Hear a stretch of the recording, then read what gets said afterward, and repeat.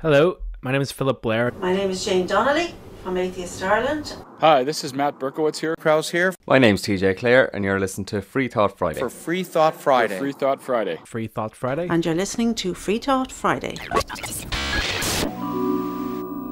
When you are studying any matter or considering any philosophy, ask yourself only what are the facts and what is the truth that the facts bear out. Science is more than a body of knowledge. It's a way of thinking, a way of skeptically interrogating the universe. If we are not able to ask skeptical questions, to be skeptical of those in authority, then we're up for grabs. In all of science, we're looking for a balance between data and theory. You don't have to delude yourself with Iron Age fairy tales. The same spiritual fulfillment that people find in religion can be found in science by coming to know, if you will, the mind of God. The real world, as it actually is not evil. It's remarkable. And the way to understand the physical world is to use science. There is a new wave of reason sweeping across America, Britain, Europe, Australia, South America, the Middle East and Africa. There is a new wave of reason where superstition had a firm hold. Teach a man to reason and think for a lifetime. Think for a lifetime. Hey there, Ireland, and welcome to another episode of Freethought Friday. This is episode 207. We're slowly but surely progressing through the year.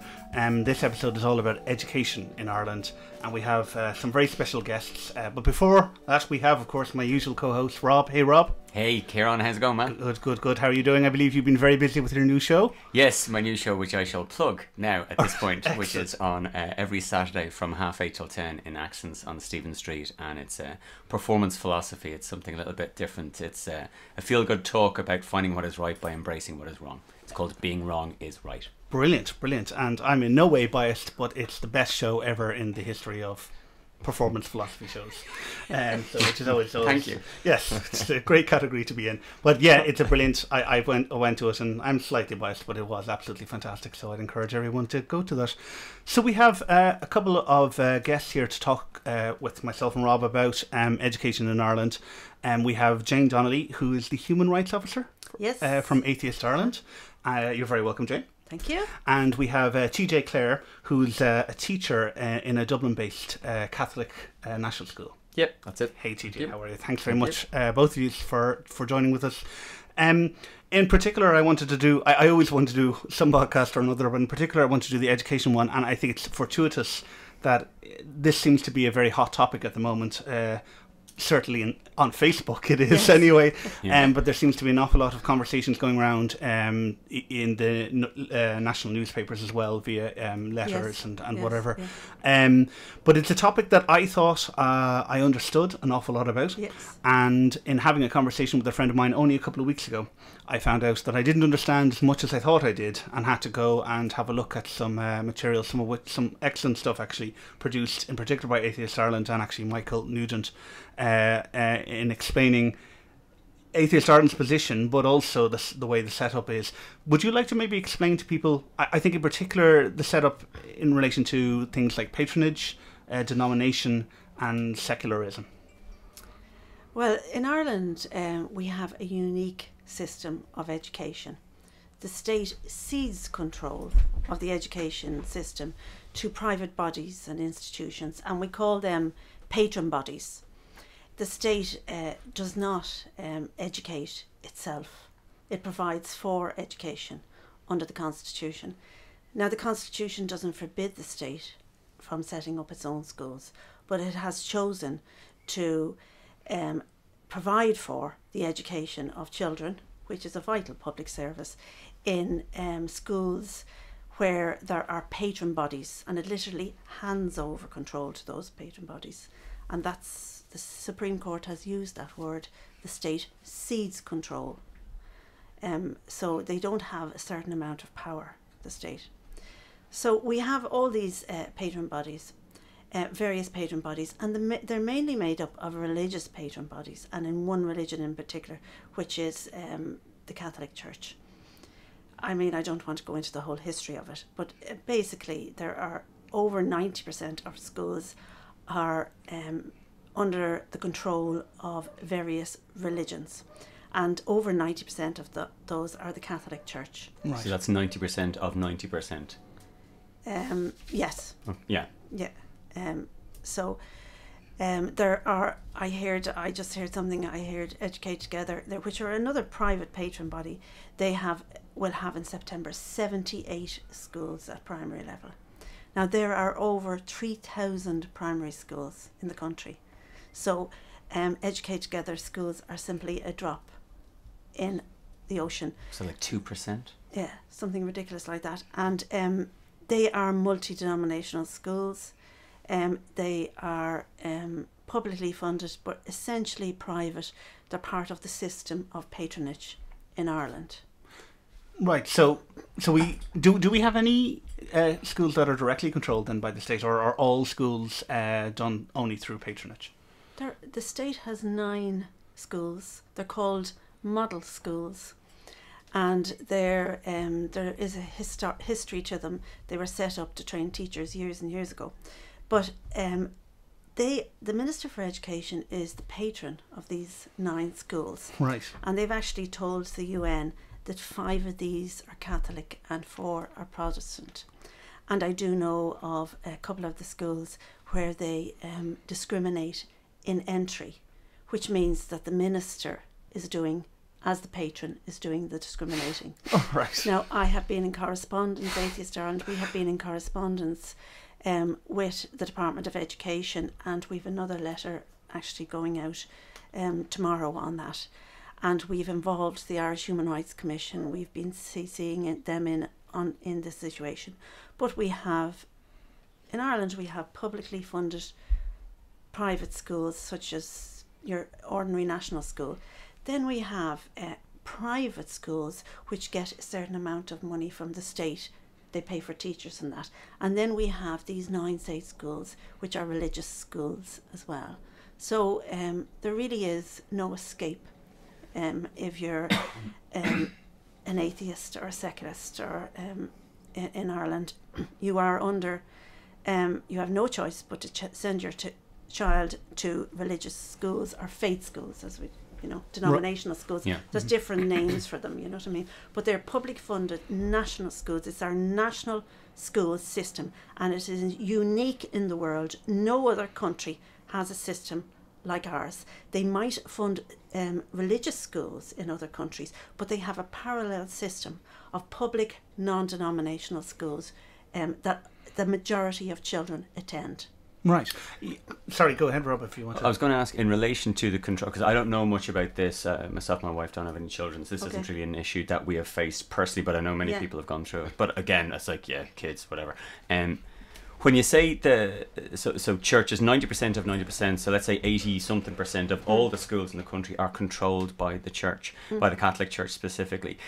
Control comes in many levels. So for instance, you have like Coca-Cola controlling or sponsoring the Dublin Bikes initiative at the moment, or you have control as in we choose who works there, we are very heavily hands-on involved in the day-to-day running. Where on that kind of continuum would you kind of say that the church is sitting in terms of their control over the schools? Is it very hands-on or? Very hands-on, because is it really? That's the Catholic educational philosophy. I mean, their Catholicism must be integrated into the state curriculum and visible throughout the day. That's how they operate. Visible throughout the day. Yes. Yes. Is that from the rules handbook, or the rules governing national schools? No, see, there's a connection between the two. We have the state curriculum, which goes into all schools, and then we have what we call the ethos. In the Education Act, it's referred to the characteristic spirit, the ethos of these schools. But ethos can mean many things. Mm-hmm. So it could be the religious instruction class. It can be the religion that is integrated into the curriculum. It could be prayers. It could be religious ceremonies, it varies from school to school how intense it is. And each school would have a certain amount of control how it integrates its own ethos into the daily life of the school. For some schools, it's very hands-on on that. You know what I mean? At second level, my children went to a school now, and they prayed over the intercom every day.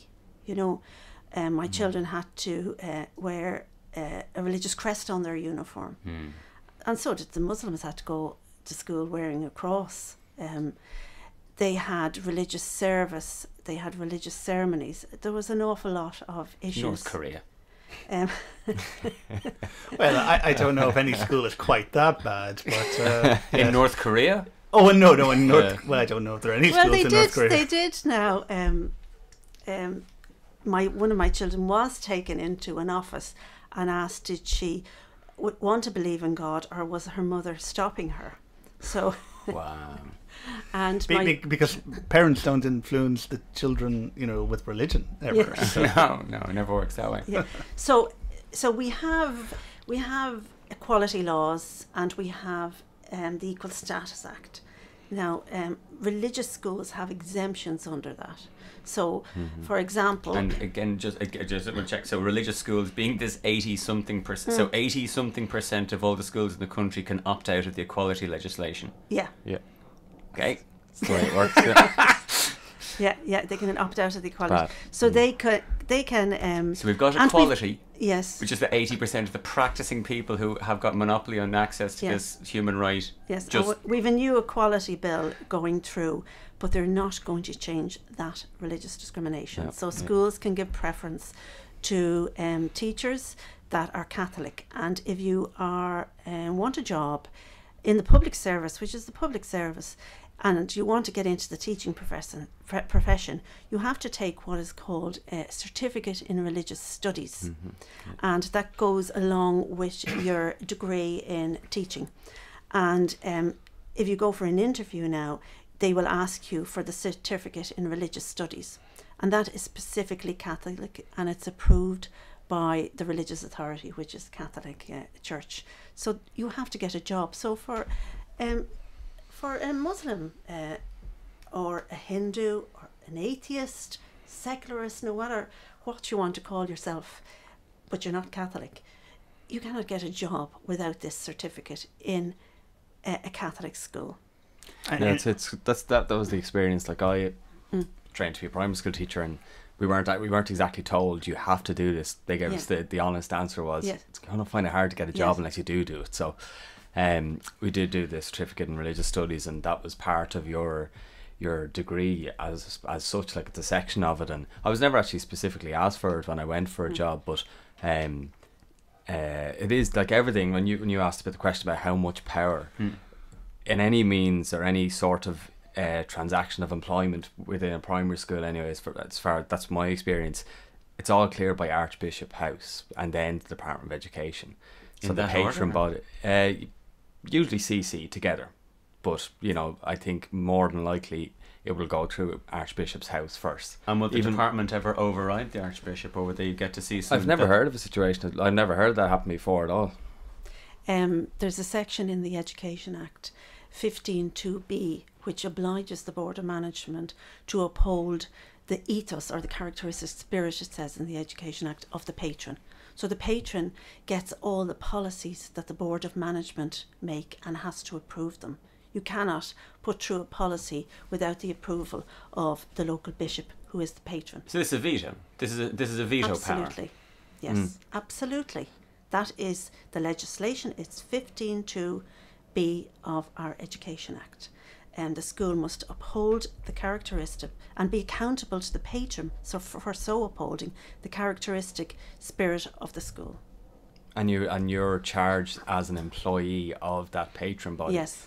Like you're paid by the Department of Education, but your boss is the Board of Management, who is the representative of the patron body. So you're charged then as an employee of that patron body to uphold that ethos. So the new changes in employment laws have changed that, where you're not, how would you say, you're not going against the ethos in particular ways, but it doesn't address the area of religion or non-religion. you know, atheism, secularism. It doesn't address that at all. Yeah. So you can still be charged Fired. with, Yeah. basically You can dismissed. And that's still Which is the there only written in power stone. worth having if you're an employer. Yeah, to hire or I mean, fire, it and is the that's ultimate power. yeah. I mean, otherwise it's Yeah. it's a what is it, a paper tiger. Like, I mean, it's to a have strange that. a strange situation. Like all of the rest So of your I just want to clarify, because again, this is something that I've kind of would have absorbed a bit of, but obviously not a lot. So there's employment law in this country that can be employment equality law in this country that outside of the education system, let's say in the private sector, right, that you could discriminate against someone within the educational sector, education or health sector, quite within Hospitals, the yeah. rules of those sectors, even though they would be contrary to the larger employment law that governs this country. Yeah. So you're allowed to discriminate on religious grounds. Yeah. That's it in a nutshell. You're allowed to do that. That's 80% of all of the educational institutions in this country are allowed primary school. Primary That's school. a primary school level. Primary school. But there is a majority of schools at second level are also religious, and you can only do it with a religious ethos. That's in the employment That can equality. mean anything now, So, I mean. so we have that in employment, but when you get into the Equal Status Act, there is an exemption in there, which means that the majority of schools can give preference to co-religionists and refuse entry if they think that a 5-year-old is going to undermine their ethos. So they have an exemption in the Equal Status Act as well. But basically means you can take any bit in the Bible and say that's our employment code. Absolutely. Like, the Bible is now our rule book. Like, literally, it's our rule book. Yeah. But Leviticus. Down with shellfish. Yeah. We have what we call in a democratic republic, and in the vast majority of schools you ask parents to produce a baptismal certificate to access a vital public service. A human right. Exactly. And this is where Atheist Ireland comes in. Our education policy is based on human rights. We're seeking secular education based on human rights, and we have identified, and I mean, if you go to another country, everybody understands this, that small children have a right to education. They have a right to access their local publicly funded school and not produce a baptismal certificate. If, for example, in Ireland we discriminated on the grounds of race, we said to people that you have to be, you have preference in this school if you are a particular race, everybody would understand that that was discrimination. Completely. They would understand that that was undermining the dignity of children and of families in a democracy. They'd understand that. But when it comes to religion in Ireland, there is this blind spot. And we have a new bill going through the Oireachtas at the moment, and it's called the School Admissions Bill. And they're not going to change that with the School Admissions Bill. They're going to get outlaw discrimination in other areas, you know, numbers and for siblings and issues like that. But they're not going to get rid of the religion ground. And they don't even call it religious discrimination in this bill. If you look at the heads of the bill and you read it down, it's just unbelievable. Our government call this discrimination lawful over subscription criteria. They don't refer to it as religious discrimination. They want a family. That's just a fantastic title. Yeah. I'm going to create a company called that. I mean, there is no family in this state, in any area, that whose child has been refused because they didn't produce a baptismal certificate, sitting around tonight saying to themselves, oh, that's just lawful over subscription criteria. I shouldn't really worried about that. That's not really religious discrimination. I shouldn't be hurt and upset that my child is a category 2 child. That's just lawful over subscription criteria. No family says that. No family believes that this is not religious discrimination and that they are not treated as second-class citizens in a republic. And families are hurt by this discrimination. Do you think this is sorry, I'm trying not to interrupt people. Do you think this is one of the, because one of the things that baffles me is that like the still huge numbers of first communions and confirmations you see in kind of areas that you kind of think, wow, I just thought people knew better. Is that one of the main reasons why people are in your opinion, obviously, is that one of the main reasons why people are still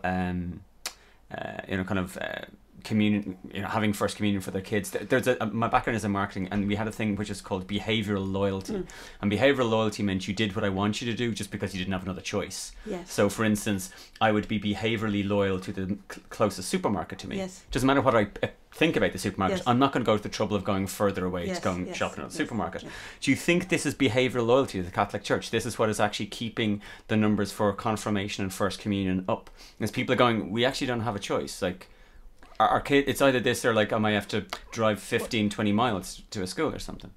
Well, like, I think from my experience in schools, and they will be largely in Dublin urban areas, the way it would be run is the Catholic children would make their first communion, and like other children of other religions or whose parents wouldn't like them to make their communion, or they haven't been baptized, my experience of it is they wouldn't be taking part in the ceremony. It wouldn't be forced upon them, obviously, but then that leads to all sorts of different kind of logistical problems you have to have. I'm thinking of it even before, like even access. So for instance, access, I'm thinking of it excuse me, so like as a parent, let's say I'm a parent and I've got a kid and they're going into a school, and because there's only a finite number of schools available within a reasonable time that I can get the kid there and kind of go off and do my job and stuff like that, it strikes me I'm going to have to make some decisions as to, do I want to be a cardboard Catholic? Yeah, like that's what I was, just to pick up on something like Jane had mentioned about that unlawful or the lawful oversubscription. Yeah. I don't think the Catholic Church would like, I'm no expert on the Catholic Church and their teachings or anything like that, but I'd imagine they wouldn't want parents to baptise their children to get them a place in a school. Rather, would they not baptise them because they want them to be, Catholics and practicing Catholics. I know they used to threaten to kill you if you wouldn't sign over. I don't think they're actually fussy on their recruitment policy, to be honest. It doesn't make solid sense at all. But I had personally, I teach in a Catholic school, and I personally have a problem with the lack of choice for parents and for myself, hopefully as a future parent as well. There's lots of different practical things during the day that you have to just keep remembering, and I would say that Catholics believe. I'd never say we believe, because it's impossible that 28 kids or whatever in my class aren't all Catholics, so I can't say we believe, and I don't think I should be saying that either, because if children or their families don't believe that, I can't automatically kind of socialise the whole idea of we believe. We believe in different things, but it creates those kind of, and you have your prayers at lunchtime that you'd say, and the Catholics would say them, and the other children maybe from different religions would say their own prayers before meals. It just, like, it's definitely different. I'm 25 and it's different from when I was in school. It's much more, I would say, relaxed, if that's the correct way of putting it. It's not as stringent as I would remember it have been when I was in school. So I think it goes back to that local thing, how schools would, maybe it's different in other parts of Dublin, maybe it's different in other parts of the country. In rural areas it might be different because of demographics, I would presume. But I think in Dublin it might be a little bit more relaxed, purely as a result of the different demographics and the kind of multinational, multi-denominational population. Because I want to make sure I'm not being paranoid or kind of conspiracy theorist, but given the lawful oversubscription exemption, i.e. we can discriminate positively in the favour of people who agree with us on certain religious ethos issues, and then the small number of of schools that aren't run by the church, you're just going to face a basic access issue. Like if only 2% of the schools in the country are educated together, or sorry, the primary schools are educated together, you said 70? 78. So that's about 2%, so that's 98% of the school. 98% of the schools aren't educated together, let's allow, but we know that 80-something% are Catholic schools. So if that's just going to create an access issue, even based on the census, because the church, 23% and the last census says they either were atheists or didn't believe. So I noticed that, have some figures here, that the Archbishop of Dublin actually said that in 2011 census, 25% of people living in the Archdiocese registered as other than Roman Catholic. So that in schools terms, that's not that's not reflected in schools. So this means that there's a lot of people, and I know some of them. Actually, somebody told me this morning that they got their child baptised to get them into the school because it just was ridiculous. They couldn't get into the school. They have to get them into the school. You'd have to do it. So that's going to happen, and I presume I find from what we learn in Atheist Ireland that they'll get them baptised to get them into the school. And the next big thing is that they'll even let them do the religion class, you know, so even though, you know, they can opt out of that. And that's another whole area we might go into. But the next thing is that they won't let them make their communion. So that's when it comes to a head. They're opting them out of the communion. They're not opting them out of the baptism or opting them out of the religion class. They're opting them out at the communion time. They won't let them. That's just a step too far, you know. So, but there are, and it's very hard to get figures because you ask parents. No parent is going to stand up and say to everybody, I got my child baptised to get into the local school, because they still want their child to get into the school, and then they're in the school. So it is very difficult to get figures. But I know people that have told me, and I know they have got their children baptised, because they simply are not interested in the Catholic faith. They don't go to Mass. Yeah. You know what I mean? And it is a difficulty for the church. Yeah. Because they don't want people pretending that they're Catholics either. You know what I mean? So I'm not sure about that. But they don't. He says that the Archbishop, that he was in favour of Catholic schools for Catholic parents, but believed that until we have a valid alternatives on a wide scale across the country, we're actually weakening the argument for Catholic schools. And he says communities should be more radically honest with themselves as to what they want. I don't want Catholic schools light. So you can see where they're going with that.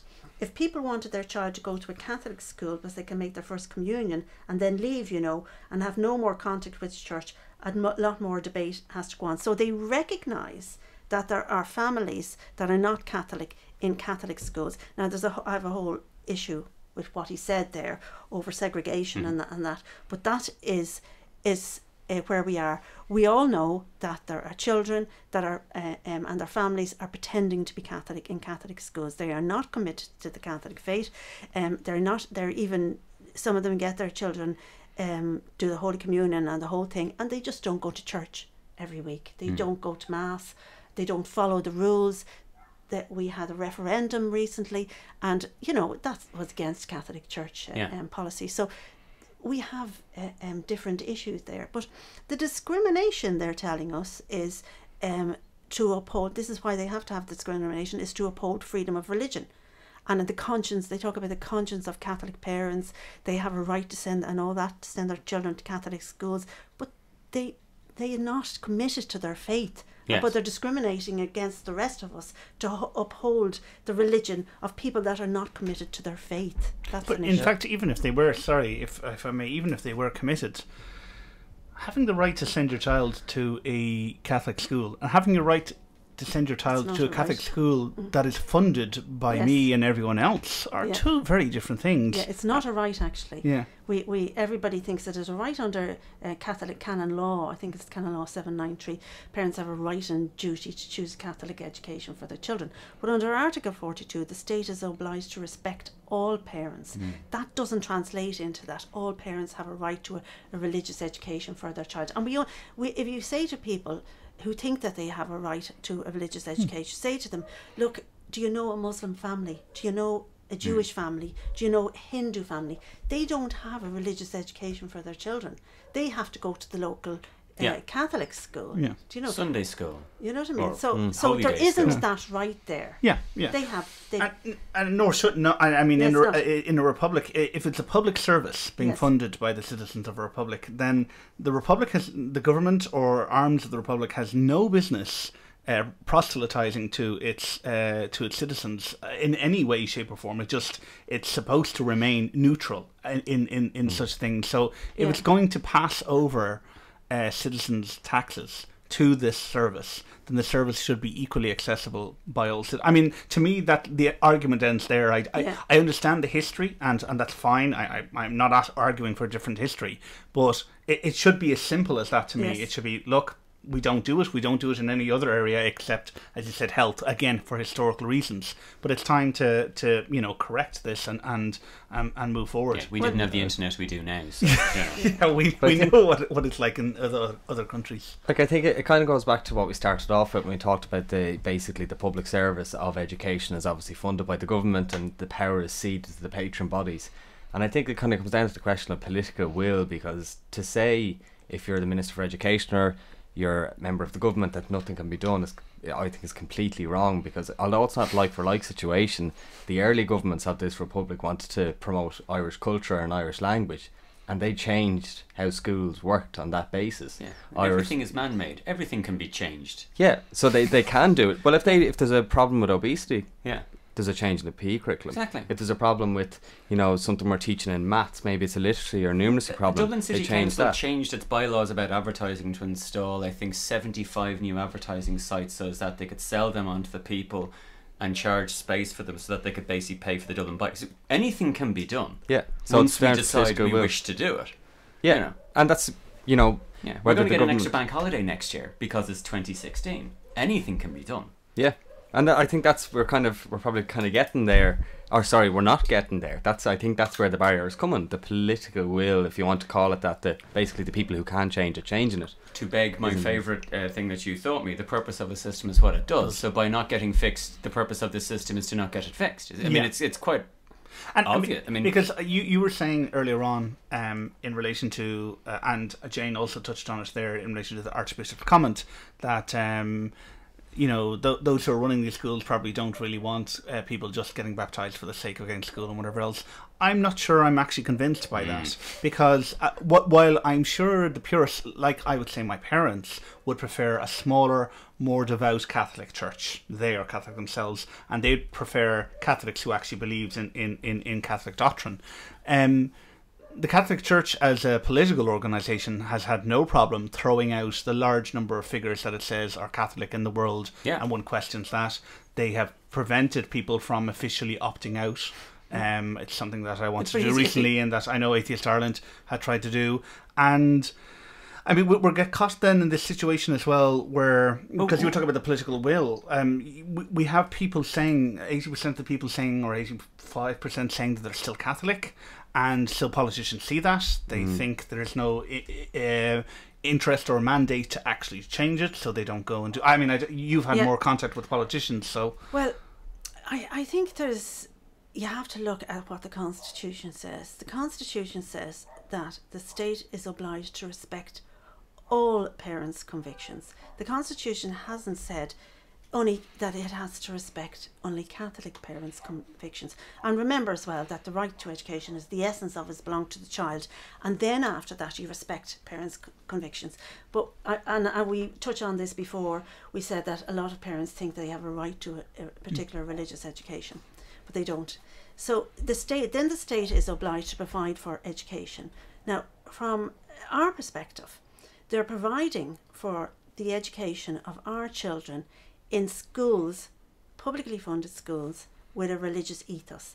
Yet they still have to, what they're saying is that those schools still respect our philosophical convictions, because they're obliged to ensure that our convictions are respected, because in the Constitution... What convictions? Our convictions. Yeah. Our ones. Yeah. Not your ones, our ones. Well, it's parents kind of, because that Article 42 is related to the convictions of parents. So even the Constitution, they talk about this inalienable right of parents to respect for their convictions. Now, an inalienable right is an absolute right. It's not to be balanced against the rights of others, or one that can be gradually achieved. It's an absolute right. So, the state provided for the education of my children in a Catholic school, nowhere else to go. They said, your right to respect will be guaranteed in that school. But yet we have come to a situation that my children would be discriminated against in access. They would be discriminated against in the school, even, because the state doesn't provide any supervision or another subject. When I opt my children out of religion, then I can't opt my children out of religion that is integrated into the curriculum. Yeah. So there is a constitutional issue there for parents like myself, and for minority parents as well, minority faith parents, because it's not a question of them seeking schools, say Muslim schools or Hindu schools or Buddhist schools. It's a question of the state respecting their religious convictions. And for secular parents, it's a question of the state respecting secular convictions of secular families. So we believe that we have a constitutional issue here. And there is another article in the Constitution called 42.3.1, which says that the state shall not oblige parents in violation of their conscience and lawful preference to send their children to any type of school designated by the state, etc., etc. There's a little bit more to it than that. But the state you're legally obliged to send your children to school. And they're providing for the education of your child in that school.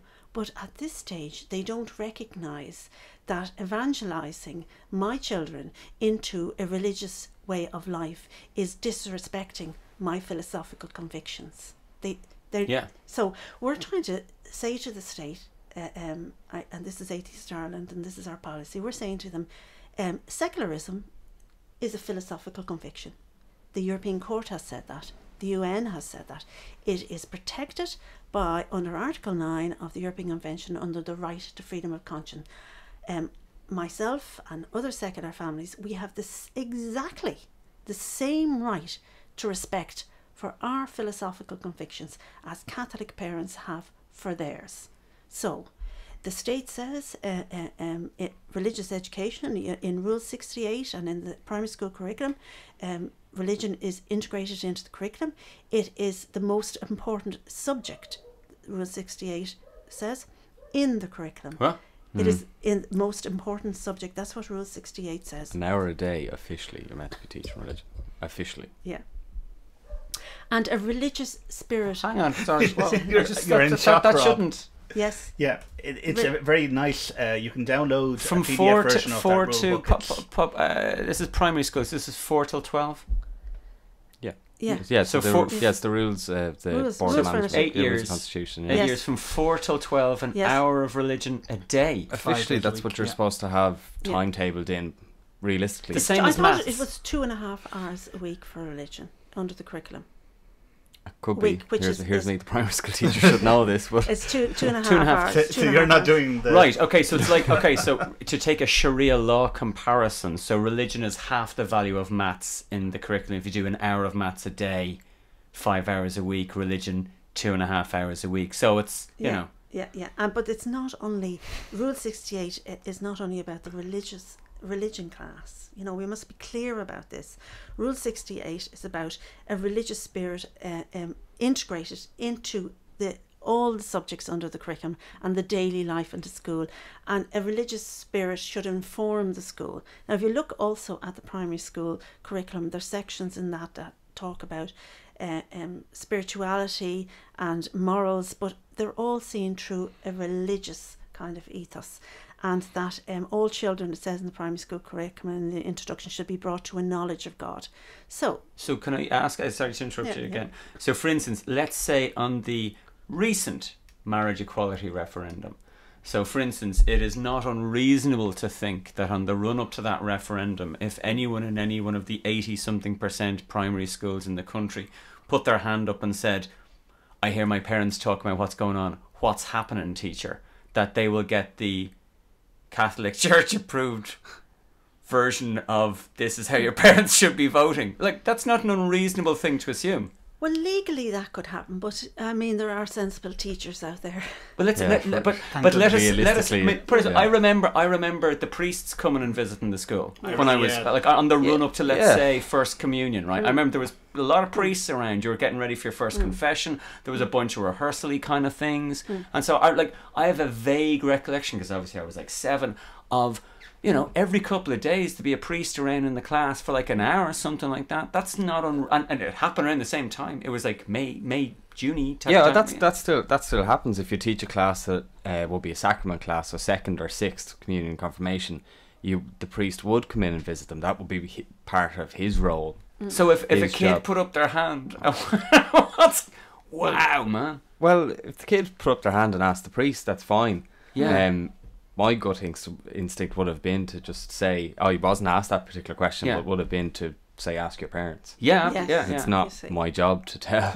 You know, that you Yeah. about explaining But it. And you it's would funny. have teachers that would be different. Absolutely. And they would, so I think somebody told me today that a teacher upset their child because the child said, you know, my daddy doesn't believe in God. And the teacher said, well, you have to keep that to yourself. You can't speak out about that. And they asked to see the child after the class. So how old is this child? I think about 7. Wow. And that you'll upset the other children in the class. That's what they were told. So it's not infect them with, you know, your free thinking. So it's not all teachers. No, you know no, what I mean? Yeah. no. But what I'm saying again, so I'm thinking this through about like all behaviour will lie somewhat on a bell curve, but if you've got 80% of all the resources required for a certain thing, practically every outcome is going to happen more than once. Yeah. So that will have. It's not crazy to assume that actually happened a bunch of times. Yeah. But Rule 68 is the rules for national schools. This is the state. Saying this. And then we have the primary school curriculum about integrating religion and bringing all children to a knowledge of God. So that's the state doing that. And then when you get into the school, you have religious instruction classes, and then you have the religion integrated into the curriculum. Now, not all schools would be very strong on this, even though there is a tightening. I think they're tightening their grip, and they're asking schools to, the church is to write down their ethos. So when children start school, parents don't know where religion is going to get integrated into the curriculum. It's not written down. They're not obliged to write them down. We have asked that to be changed in the school admissions bills. Would they oblige schools to write down their ethos? I mean, you can fire a teacher over ethos, but they're still not obliged to write how. Wow. You know, so they're not obliged to write it down. So a parent doesn't know what is happening in the class. So, for example, I'll give you what usually comes up, and we get a good few complaints. A parent will say to us, my child is telling me that God made the world. I mean, we're atheists. I never told the child that God made the world. But the child wouldn't have picked that up in the religion class. They would have picked that up in the nature class or whatever. Do you know what I mean? That God made the world. Yeah, it's all kind of intertwined. Like you have the primary school curriculum itself, and although maybe some ideas of religion are kind of intertwined, that sort of a way, religion is the only one that doesn't have it's the only subject that doesn't have its own book, we'll say, sponsored by the state. You know, you have your maths curriculum, that comes from the NCCA, and that's there. Yeah. But the religious one comes from Veritas, or I don't, you know, it's church sponsored. Yes. So at the moment, you could look at it and go, we don't have a religion curriculum or non-religion curriculum. This is basically a private program that schools use. To teach religious instruction, and obviously it can be intertwined into other subjects as well. When I started studying, you have science, you have every other subject there, and science throws up a lot of interesting questions to go along with, you know, religion obviously. But when I started studying, which was in 2008, and we're now in 2015, I was told at that stage there was a religion curriculum coming. And I haven't seen it yet. I haven't heard anything about it. You might know if there's one on the way. So I know something about it, all right. The report from the Forum of Patronage and Pluralism, most people know about that. 2012 was it? Yeah, go into this. So one of the recommendations of that was the state have a new course called Education about Religions and Beliefs. And it sounds like a great idea that we'd have this course about religions and beliefs and ethics. Now, it's supposed to have been, the recommendation was that it would be in accordance with the Toledo Guiding Principles, which are human rights based principles on the teaching about religions and beliefs. They were issued by the OSCE, and they're very substantial human rights based guidelines. Now, the forums also said that it had particular concern about children in schools that get no moral education. Now, what he was referring to there was an article in the Constitution that obliges the state to make sure that all children have a basic moral education. So what has happened basically in our schools is that morals and religion are combined together, and we use the term spirituality. So if you want your child to have some basic morals, and I mean, you're talking about 5-year-olds, don't be stealing your friend's chocolate bar or something like that, do you know what I mean? That comes through religion. that's how moral education in schools. So the children of that are opted out of the religion class get this no basic moral education, and the state are obliged to ensure that all children get a basic moral education. So the forum said that the report said that they were particularly concerned for children that don't get this basic moral education, and that they should have a course about education, religion and beliefs and ethics. So that is what the NCCA are doing at the moment. And of course, the minute we in Atheist Ireland heard that, we got ourselves all extremely worried, because we have experience at second level of a state religion course at second level. And that has made the situation worse for us, because they have made this course compulsory. And in the course at second level, now it's not going to remove, let me just say that it's not going to remove religious instruction from the schools. Religious instruction class will be still there, but the National Council for Curriculum and Assessment we're going to bring in this new course called Education about Religions and Beliefs, which will be a state course. So I'm not sure that you can see where we're going with this. There's hardly likely to be two classes, separate religion classes, during the busy school day. So then we would have 5 hours of religion per week, not 2.5 hours of Catholic religious instruction. And we're not going to have 2.5 hours of this new state course, Education about Religions and Beliefs. So we knew this because at second level this happened. We have this state course at second level of religious education under curriculum, which they say is for all religions and none. Now, in that course, atheists and humanists is referred to in a section called Challenges to Faith, alongside materialism and fundamentalism. And what they say in the introduction to the course, that they're promoting the moral and spiritual development of students through religious education. So you cannot really, in all conscience, believe that you respect the secular parents' convictions when you are promoting the moral and spiritual development of their children through religious education. When you see secularism as a philosophical conviction and you understand that we have exactly the same rights as religious parents. So what they have done, we still have at second level Catholic religious instruction. In the vast majority of schools, nearly them all, they have rules for Catholic. So that wasn't going to go away. So we have Catholic religious instruction, and this course was introduced, I think, around the year 2000. What they did was they simply combined them in school. Second level schools coming up to junior cert haven't got time, 2.5 hours for an extra course. You know, you have 10 or 12 different courses.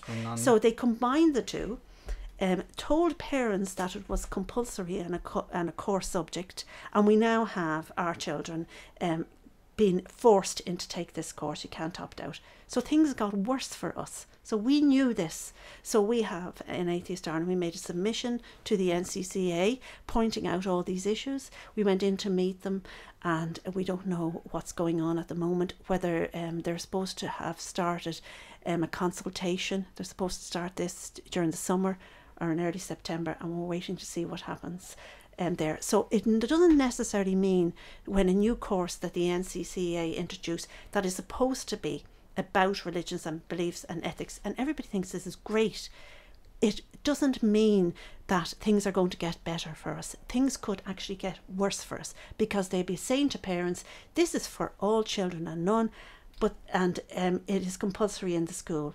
And I have had so many, and I had experience about this myself, because my child took that course at second level when it was introduced, and she was interested in learning about religions. She was interested in them. She went on to do philosophy in UCD then, you know.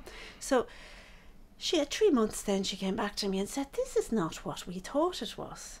You know, and we started looking at the issue, and we opted her out then. She got out of it. But that was a huge issue for us, and I realised that this course, they were combining with this course at second level in the school my child went, with the guidelines for the faith formation and development of Catholic students, and they were presenting it to parents as suitable for their children, and that's what they said to me. Now that is a breach of the rights of parents and a breach of freedom of conscience. It's simple, and it's discrimination. You know, it seems to me, and as I said, I do understand that there is a long historical preamble to all of this, that the system is very complex, overly complex. It certainly was geared towards providing a particular type of education for a particular group of people, probably at the beginning of the foundation of the state. So can I ask you to maybe explain, what do you think the solution is? I know some friends of mine have said, sure, isn't Educate Together the solution? Let's just make more Educated Together schools, or divest and the current Catholic domination of primary schools and maybe start moving them over to Educate Together. Can you maybe explain Atheist Ireland's position on both Educate Together and then what it is that AI would be advocating for or lobbying for with the government? Well, first you have to understand the system and what the government policy is. Government policy is to have a plurality of patronage. That's government policy. They see themselves going down that way. Now, you cannot have plurality of patronage for every different religion in the state. There are over 126 different religions in Ireland. And then there's parents that are looking for secular education as well. It's simply not going to happen. So if we have more Educate Together schools, what we will be left with in a particular area is we'll have your Catholic school there, and the rest of you can all go into the Educate Together school. It's the other bin. The other bin, right. Kind of. So the others are all in there. So the Muslims' parents don't get a faith school for their children. It's only the Catholics that have the faith school that they want. So, and if you think about that, that is simply segregation. Yeah. That is segregation. You know what I mean? If you thought about that on the grounds of race for 1 second, and that all a certain race were in this school, and the rest of us can all go over there, we would know immediately that was wrong. You know, I mean, a gingers only school. Yeah, children, as parents know this, they go to the play school together. They all go to the play school together. They, no matter what religion, race or whatever, they're skipping off down the road to the play school, holding hands, skipping, and you know, kids never walk.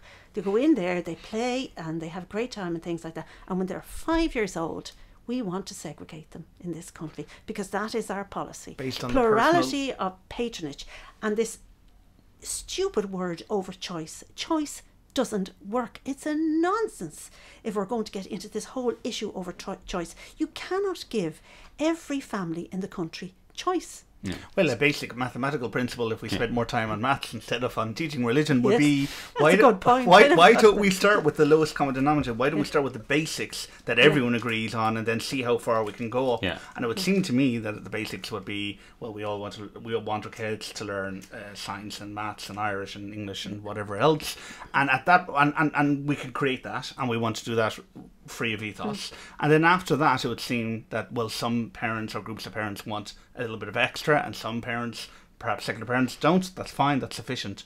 So I mean, it seems obvious what the answer would be. You build that basic system, everyone gets access to that, and then if you want more, you choose to add more onto it yourself. So, which is, I believe, the way schools in the States, and maybe you know more about this than I would, but speaking to my cousins in the States, the public school system there, the school system in no way involved itself in religion, but and the school, in certain areas anyway, the school as a building can be used for, say, groups, Catholic parents who want their children to maybe do communion or whatever else, to do so. If they pay for it or organise it, but it's not done by the school, it's not paid for, it's not part of the curriculum. I think that's ideally, I think it needs to move to the situation where the idea of ethics and, you know, that kind of morality, that teaching, like there's a section of the curriculum called Social, Personal and Health Education, SPHE. Now, as far as I'm particularly concerned, that addresses the ethics for me if you reform that a little bit, because obviously you can teach the social ethics, your own personal ethics, right? Your social health, your social groups, your community, all that sort of stuff can be taught there.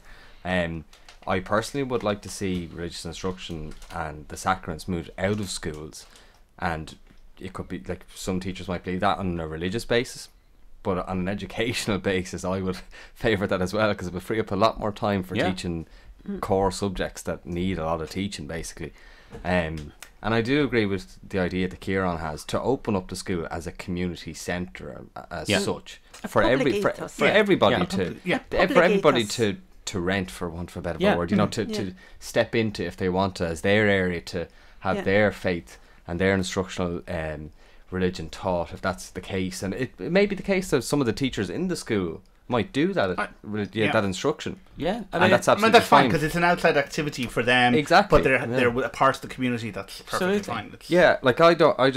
I think we're going to get more and more into the situation where if the instruction, and in particular the sacraments, stay in the schools, that idea of segregation is going to, it does happen. Yes. Of course it is. It does happen, because there's no way that I'm going to force any other child from a different religion or none, whose parents say, I do not want my child to go to their church, signed Mrs.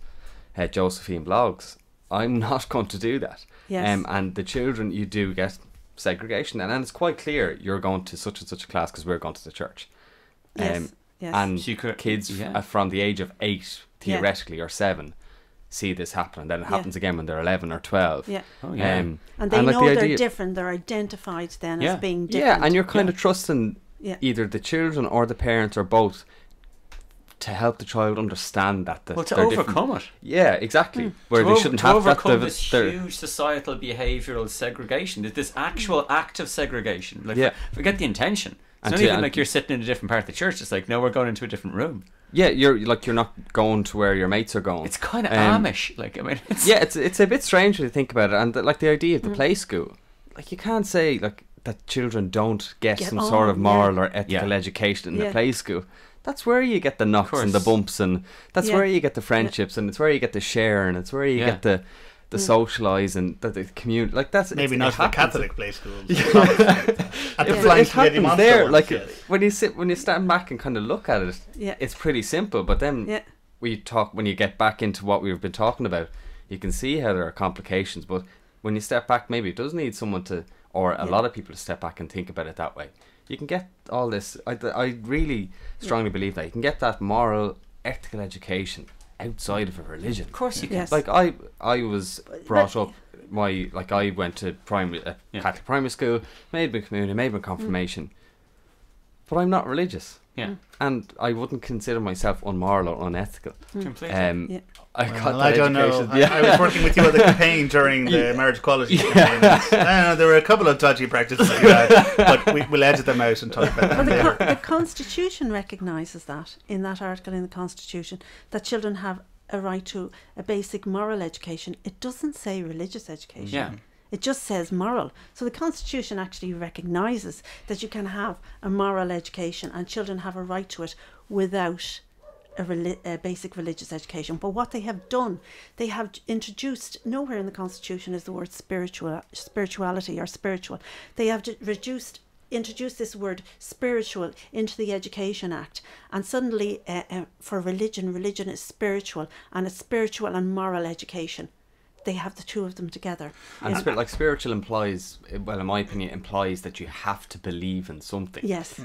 Now, atheists don't call themselves spiritual. I wouldn't call myself spiritual. So it very, implies very that inherent belief in something other than yourself or some other being.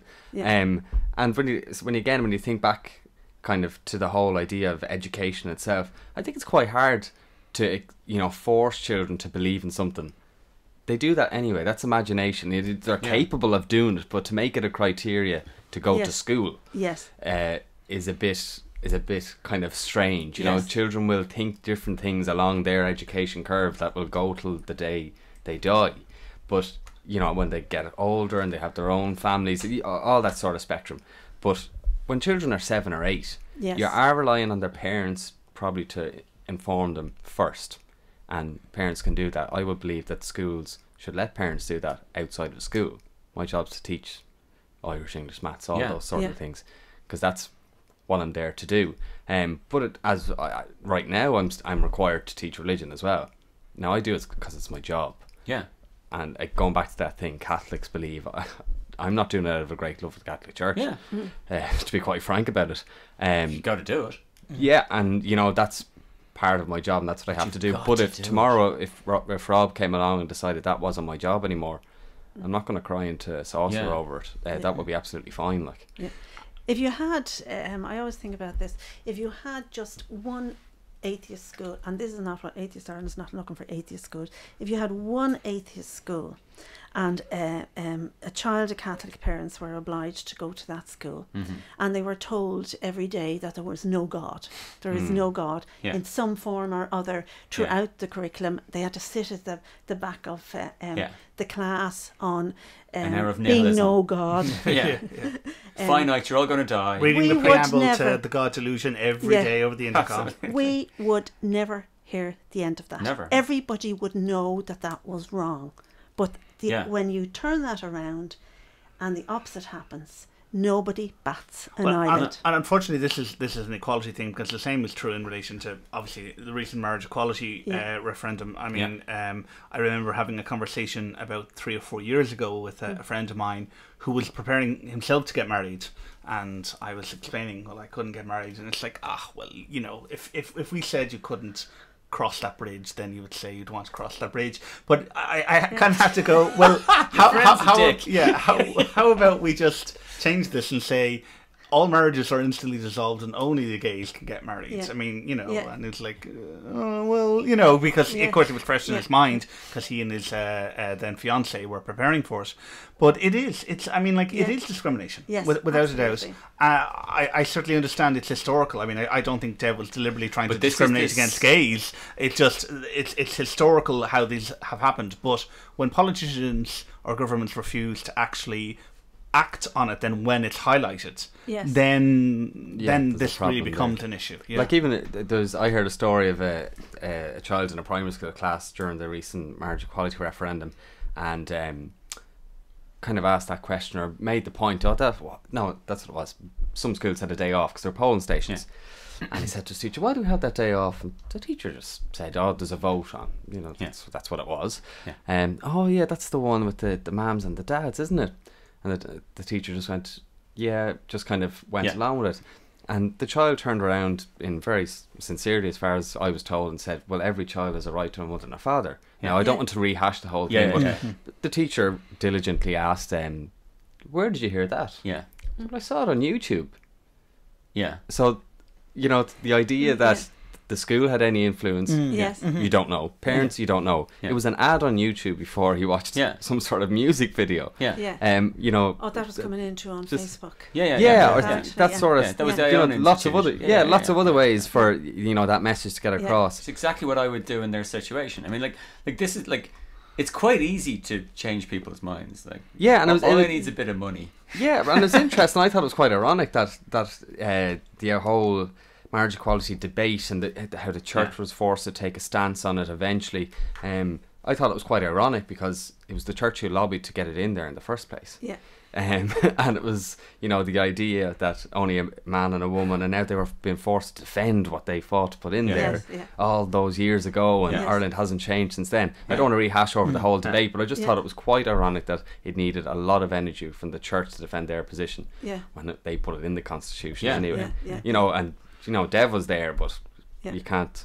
You know, there was other influences and lobbying going on. Like. Yeah, but it just shows you, because of the votes, that things have changed. That if we're getting back into the education of children, that not all parents and not all Catholics, which is significant, believe the same thing. They have different issues, but it's the ethos or the conscience of a religious body that seems to matter in the Irish education system, not the individual conscience of parents, because there are parents that voted for marriage equality.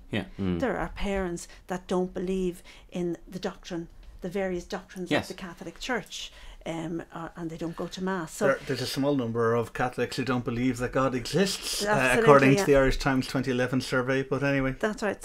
So their children are being taught something that they don't believe in. So it's not just the children of minorities and minority faiths and secularists, but there's also that whole issue there in the Catholic Church, because not all Catholic parents believe the same thing. They don't all follow the party line. So you send your child to a Catholic school, they're going to get the party line as such. Of course. In the Catholic, in the religious instruction class and things the like brand that. guidelines. But they don't, You don't get to negotiate the brand guidelines. You're given the brand guidelines. Yeah, they don't believe. So there is an issue there, and that's why that whole thing of and teaching children in the school day a particular faith has problems, because you have to teach them the doctrine of the majority church, and we know this. Not all people of religion believe in all the aspects of that religion. I mean, we just know that is true. They might go to mass, but they don't believe in transubstantiation, which is one of the central things in the Catholic Church. So there's that issue there over schools. So that is discrimination. That discrimination over the opt-out. We have schools that teachers are trained to teach religious instruction. They get paid to do that. The state pays them, but the state, minorities have to go to these schools. The state doesn't pay for teachers of their faith, let's say, for religious minorities. They don't pay for supervision if those children are opted out of the Catholic religious instruction, and they don't pay for another subject. So it's just in your face, direct religious discrimination, and it has to stop. It just is going to stop as well. It has to end. It can't go on. And we in Atheist Ireland are trying to open people's eyes and show them that this hidden discrimination, because parents don't want to speak out a lot because they're afraid their children will be victimised in schools. And I have journalists coming on to me all the time looking for parents to speak out who will go public, but they're afraid for their children. So it is a hidden discrimination. So we're trying to persuade parents that it is time to speak out. It is time to say that we must stop the discrimination of small children. It is small. We're talking about 5-year-olds, that these baptismal certificates, Section 73C of the Equostatus has to go. The equality legislation, Section 37, that has to be changed. It has to be removed. We have to provide another subject in the schools and remove religious instruction to outside the school hours. And we have to have all children opt in to an education in an objective, critical and pluralistic manner, where they are not discriminated against and where all parents and children have their human rights. It is all that. We just have to base our education system on respecting parents' convictions, respecting the right of the child to education. That is central, and that is the central thing. It is about the child. It is, you respect parents' convictions, but the education is about the child, and so that children can be in one community, can be all brought up together, and they are not discriminated against on the ground of race, disability or religion.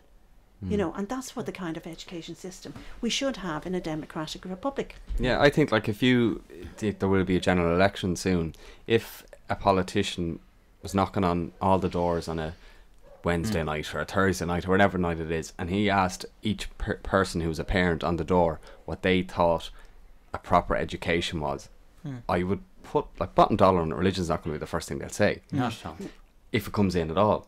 So I think for the people in the power places, politicians, to make decisions, for them to say that there isn't a will there from the people, I think it's slightly misjudged. When was the last CSO? It was 2011. Yeah. 2000. So 2011, they're quite out of date at this stage. This leads me to think, one of the things that, and I've no basis for this, but this is joining a couple of things up. So what you've got is you've got a system that's in motion at the moment, which is the educational system is founded by the state. The Catholic Church was given preferential treatment. Yeah, we all know, as you say, we know the history and the reason why the system is the way it is right here, right now. And we've got the church going, oh yeah, well, we want to be all pluralist and open and what are we going to do? What are we going to do? Well, you're going to turn Mother Teresa into a saint at some point, and then all of a sudden every single Catholic will be told Mother Teresa is a saint now. So if the church really, really wanted to be open and accessible and stuff, it could just change. It could just change. It could just decide we're just not going to do this. So what it's saying is we're representing a majority of people, because look at the census thing. We control access to the resource, so people have to do that because they have to send their kids there, because where else the thing. So actually, oh no, it turns out we are the majority religion. Yay, everyone voted for us, we can do what we want. Let's It strikes me that that's actually what's happening. Yeah, that seems to be, and I think the problem is with the CSO, that's the census itself, because I think I saw another article there about Irish speaking the Irish language. Apparently all of us here probably speak it 3 times a day. Yes. Or, half of us speak it fluently, or, 60% of us speak it more than 10 times a day. I don't remember I think I chatted to you, Ciarán, about this before, the census in 2011. What were the options that were given under faith, religious beliefs? It says, what religion are you? Yeah, and you wrote it. It used to. There used to be, I think, a checkbox. I think I remember the one in 2000 and the previous one, 2006, 2005, actually had boxes, and then another. I think. Yes. But I think you had to go none. Or none. That's right. There was a box where you could write in other, and then there was a box called none. And none was the one you were supposed to tick if you were an atheist or if you did not believe in a god. But apparently, an awful lot of people wrote atheist in the other box. And an awful lot of people just went on when they were asked the question, what religion are you? They didn't read down, and they went on to the next question.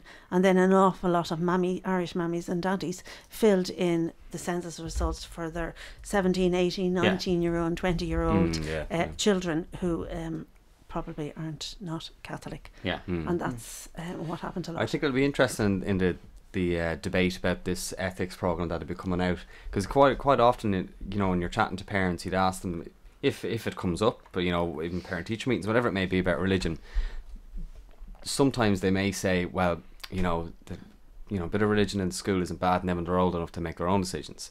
I think that will be an argument used for the program that Jane had spoken about, because it will give a taste of all religions, or it'll say it will. Yeah. And then you make your choice. But I think that will be used as a positive, as a pro for a program like that coming in. You see, most groups, and Atheist Ireland would say this, we have no issue with teaching about religions and beliefs, as long as it's in line with these Toledo guiding principles, which are huge human rights principles. But the problem is that isn't going to happen, because again, I go back to the Education Act, the Education Act obliges the Board of Management to uphold the characteristic spirit of the patron. Yeah. Now, as the patron is the Catholic Church, the Catholic Church doesn't approve of teaching about religions and beliefs in an objective and critical and pluralistic manner. They have an issue with the word objective. And if you read a lot of their submissions to the Irish Human Rights Commission and the forum, you will realise that there's an issue with the word objective. So it is very, very unlikely that the education about religion and beliefs that the NCC are going to introduce in primary schools under the recommendation of the forum, that will be objective. And that is what is going to happen. And in addition, it will be in that slot for religious instruction, and there'll be religious instruction of Catholics and formation going on in the class when the other pupils are learning about religions and beliefs, and not in an objective manner. So things could get difficult for us, because we feel that there is so much going on in the news and the media, and in the last year or so, we think that the Catholic Church is trying to tighten its script, not loosen it. Look, it's obviously what it is. Looking at it from an outside, that's obviously what it's doing. It's pretending to go along. It's facilitating. Look at all this. Look at all this. Obsessions we're doing. But look, we're stuck running 80% of the schools, and we don't want to do a 5-hour thing where we split it between 2, and we don't have the resources because it's a recession. So we're not going to supply 2 teachers, one for you guys and one for our guys. So how about we just do it our way? And you've got to understand as well that every teacher in those schools will still be obliged to have their certificate in religious studies. Of course. So they will be taught how to teach that course from a Catholic perspective. So yes, in fact, a friend of mine who's also a primary school teacher, he's gay, and one of the difficulties that he had was that he was out in his entire life, but in relation to his job, which is a large part of his adult life. Yeah. And now he was in with a wink and a nod kind of thing, because but he couldn't engage in the general conversation that would go on in the staff room. So the recent change to the legislation has or will enable him to be out, so it does help there. But that discrimination that he faced as a teacher previously still remains for teachers, as you said, who are atheist or humanist or secular or whatever, and or not religious. Your friend could be an atheist. Yeah. So yeah. he won't be discriminated against. In this category, in but in this category, you're still fired. You're still fired. Yeah, so that's he's not actually, so he'll be fine. But even like it's the question though. Does that, if you think about it that another way, I'm supposed to be qualified to teach. I teach maths. Mm-hmm. I'm not a mathematician. Yeah. So why You're a would you have to be? Why would you have to be a Catholic to teach religion or any other religion? You know, the idea is that I'm a teacher, so train me to teach something. Yes, yeah. I impart knowledge. Do it. But isn't it? It's a question of faith formation versus teaching about religion. If it's faith formation, which I imagine the schools would argue you're supposed to be doing, then they would argue, well, only a Catholic could really do that or whatever. Whereas if you're teaching about religion, well, then you're right. Any teacher, any teacher. So any teacher could do that, and that is an issue. So there's an issue there of, will Catholic schools be still, if there was just education about religion and beliefs and ethics, will Catholic schools still be able to discriminate and just have Catholic teachers teaching that? But one of the issues with Catholic teachers is they're meant to be evangelizers, because they're meant to believe in all that. That's their purpose. Because the mission of the Catholic Church is to evangelize. That is the reason they say they are in education, is to evangelize. And that's simply not the case. On the ground, but that is their philosophy. That is the purpose of a teacher. A teacher is to evangelize. The whole point of education. Their whole reason for getting into education. Is to create more Catholics. And I was educated by the Jesuits. Give me the boy at 4 and I'll give you the man at 7 or whatever it was that Francis Xavier said. Like, he wasn't messing around. No. Can I then maybe bring this conversation to a close and ask you, what should we be doing as secularists, as humanists, as atheists? What can we do? Is it a matter of making this an issue for the next election? Is it, because in fact we have 3, I think, very important things next year. We have obviously the 2016, and that will bring up a whole load of things. We have the election, and then I think we should have the next census. So, and there's still issues with lots of people putting down that they're Catholic, but they're not actually Catholic or whatever. So, and then the apparent fobbing off of the issue by politicians saying, well, we have mostly Catholics, so we'll go with that. What can we, the ordinary atheist, secularist folk on the ground, do to try and start to change this? Because you say the current government, they're talking about pluralist patronage. That's not a solution. What can we do? What you can do is lobby your politicians. And Atheist Ireland will be introducing a campaign very shortly on the 4 areas, which is patronage, access, curriculum and teaching. So those are the areas that we need change in. So we call it PACT. And you can lobby your politicians with it. You can talk to people and educate people, because not everyone understands that the whole situation about segregation, that we shouldn't be segregating small children. We've all been brought up with this system, and a lot of people have a certain view of it, and we need to change that. We need to value all the various families in a particular community and educate children together. And you just talk about it, lobby your politicians, and there is going to have to be, I think, a generation of parents that are going to have to opt their children out of the religion in the schools. They're going to have to say, well, I'm not going to do this. And that is happening. And they're going to have to speak out. That it's going to have to stop sometime. And they are getting there. I think parents are speaking out. They're opting out, which is, I've heard of some school in September starting where I think about half of the pupils in a class are opted out of religion. Now that's big in Ireland. Good start. That's big in Ireland. So it is happening. And we have to challenge. We have to stand up and speak out and challenge the system, because it will be worth it. We need to respect all families in a community. And the essence of the right to education is belong to the child. It is the child that is at the centre of this. And we need to fight for our children.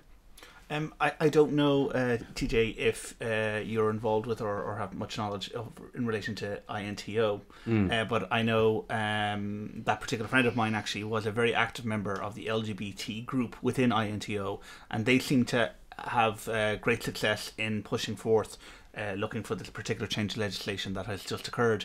Do you think that it would be possible for teachers within INTO to try and do the same thing again in relation to this kind of issue?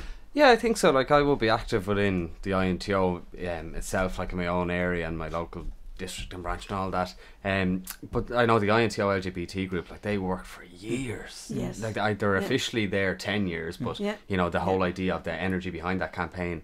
And I think it would be like, sometimes I like to draw the line between the INTO as a trade union and the INTO as an education spokesbody. If you want to look at it that way. Policy maker. But to campaign for the ideas that we've talked about this evening, I think it would fulfil both of those briefs, because it's good for education, you know, in lots of ways we've mentioned already, but I think it's also good in a trade union point of view. Becoming, you know, getting to employment equality, that sort of area. It fulfills both its briefs there. I think teachers could do that. Like, I know I've talked to members of the INTO who would agree with a lot of what we've said and would say more as well. And I think it is a bit of a bone of contention now that particular point of the religion hasn't been addressed in the change in the legislation. And I think the INTO could probably come out stronger on it. But coming back to like the wider campaign itself, I think like the biggest thing to happen would be for those who want change to decide they're going to make the change happen. You know, to actually get in contact with the politicians, to actually get talking to the people in their area, have a chat with the parents in the schoolyard, have a chat with their families, get them talking.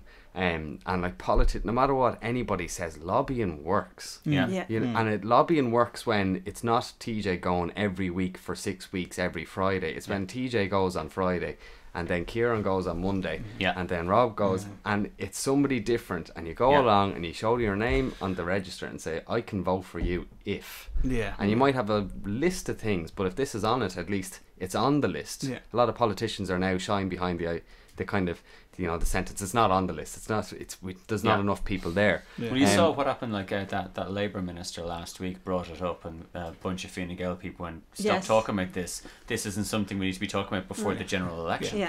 And there are things, you know, it's kind of like a I don't know, a loveless marriage. We've agreed there are certain things we will talk about and certain things we won't. And I think Atheist Ireland does have a big role as well. I obviously don't want to tell Atheist Ireland what to do, you know, to do yourselves, but I think parents who are afraid will benefit from the leadership of, you know, of those who have already decided to make that change and make it public, and to go and talk to the media, and to go and talk to the politicians, to ask them questions. I know it's a really simple thing to say, and I don't want to tell Atheist Ireland what to do, but that leadership, because all of a sudden you're not Sean the sheep lost. You're part of. You're pulling people together. That's a good point, TJ. And actually, so for anybody who happens to hear this, who may not consider themselves an atheist, but who is in favour of secular education, they can still kind of learn some more stuff from Atheist Ireland. Yes, we have two websites. You know, we have Atheist Ireland website, but we also have a website called Teach Don't Preach, which it gives loads of information on that about the Irish education system, and up-to-date information. And there's also on that sample letters on how to opt out of schools in primary and second level, and it gives you an overview of how the system works and what to watch out for. And I personally run a service that I get a lot of complaints in from parents who are trying to negotiate the system, that have certain problems of religious discrimination, and I personally respond to every single one of them. Over the years, we have that going on for years. I've one in at the moment, and I'll be responding to that later this evening. So if there's anybody that has issues and they want to try and negotiate the system, we can help you. I write letters for parents. And what's the website again? Teach Don't Preach. Teach Don't Preach. We'll put definitely all of the links down for that, for the Atheist Ireland website, and any others that you want to give us, to make sure that everyone can get access to that information. So I think we've had a really great discussion about this. I think maybe we'll leave it there. But I think then the main message is we want to try and get parents who want this to change to now start speaking out, or at least learn about it anyway, and then start speaking out in whatever way. Educate yourself, and you're doing that for your child, so that your child will be accepted, and everybody has their human rights. That's all we want. Yeah, we want to opt in to an education that is objective, critical and pluralistic. We want to belong. We do belong. We're part of the community, and all our children should be brought up together. Excellent. Thank you so much, Jane, for coming in and educating me in particular, and Rob, I think too, who was flabbergasted by much of this. Horrified. And thanks so much, TJ, for giving us your perspective as well. Yep. So as I said, we'll put all the links in our usual description feed, and join us in another month's time for a next episode of Freethought Friday. Thank you very much. Thank you. Thank you. What this looks like imprisonment. What's worse is that the prisoners don't know that they're prisoners. Even defend the tactics that they used to imprison them. A conquered mind, trying to conquer other minds, selling. Come out here, I'll show you what this looks like imprisonment. What's worse is that the prisoners don't know that they're prisoners. Even defend the tactics that they used to imprison